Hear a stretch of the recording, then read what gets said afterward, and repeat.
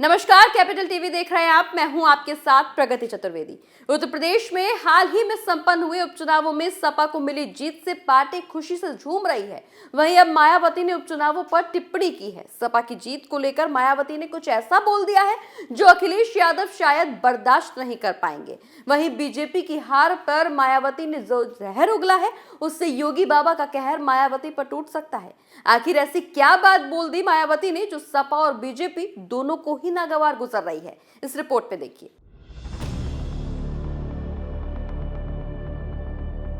मायावती ने उपचुनाव को लेकर पहली बार अपनी चुप्पी तोड़ी है। मायावती ने उपचुनावों में अखिलेश को मिली जीत पर कुछ ऐसा बोल दिया जिससे अखिलेश हजम नहीं कर पा रहे। दरअसल मायावती ने कहा है कि मैनपुरी लोकसभा उपचुनाव में सपा जीत गई, लेकिन रामपुर विधानसभा के उपचुनाव में आजम खान की खास सीट पर कम वोटिंग कराई गई। ये बीजेपी और सपा की अंदरूनी मिली भगत का ही नतीजा है जो इस सीट पर सपा पहली बार हार गई। मायावती यही नहीं रुकी। बीएसपी सुप्रीमो मायावती ने मुस्लिम समाज को चिंतन करने की सलाह तक दे डाली। मायावती ने मुस्लिम समाज को नसीहत देते हुए कहा कि उन्हें ये समझने की जरूरत है कि सपा और बीजेपी की अंदरूनी मिलीभगत की वजह से ही रामपुर सीट बीजेपी के हाथों में गई है। मुस्लिम समाज को समझने की जरूरत है ताकि आगामी चुनावों में धोखे से बचा जा सके। वहीं मायावती ने ट्विटर के जरिए चुनावी नतीजों पर भी सवाल खड़े किए।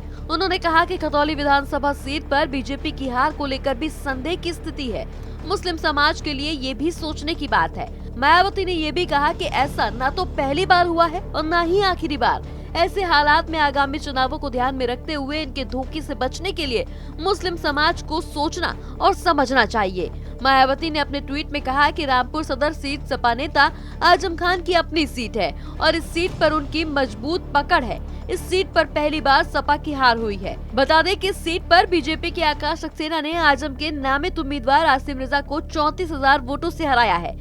उन्होंने कहा कि इस सीट पर आसिम रजा को जानबूझकर हराया गया है। ऐसा सपा और बीजेपी के आंतरिक गठजोड़ की वजह से ही हुआ है। बता दें कि मैनपुरी लोकसभा सीट के उपचुनाव में सपा उम्मीदवार डिम्पल यादव ने चुनाव जीत लिया है। उन्होंने बीजेपी के रघुराज शाक्य को पटकनी दी है। ये सीट डिम्पल यादव के ससुर और सपा संरक्षक मुलायम सिंह यादव के निधन के बाद खाली हुई थी।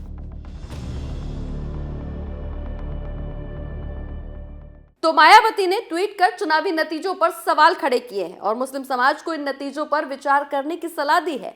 ऐसे में अब सियासी भूचाल भी तय माना जा रहा है। अब देखना यह होगा कि मायावती के इस ट्वीट का सपा और बीजेपी क्या जवाब देती है। इस खबर में बस इतना ही। आप देखते रहिए कैपिटल टीवी। नमस्कार।